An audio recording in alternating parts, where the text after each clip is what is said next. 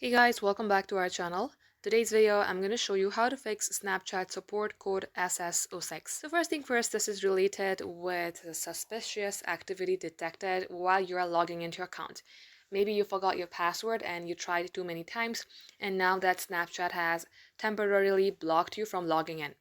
So the first thing you should do is wait for a couple hours and try again. If you're still not being able to log in, then you might want to go ahead, open your Chrome application.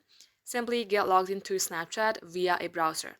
Another thing you can try is opening up your settings, scroll all the way below, select apps. Here, type in Snapchat. Open your Snapchat, scroll below, select storage. Clear the cache, and if you remember your credentials, you may also go ahead, tap clear data and delete the data. Now, see if this fixes your problem. If it's still not working, you might want to try another device.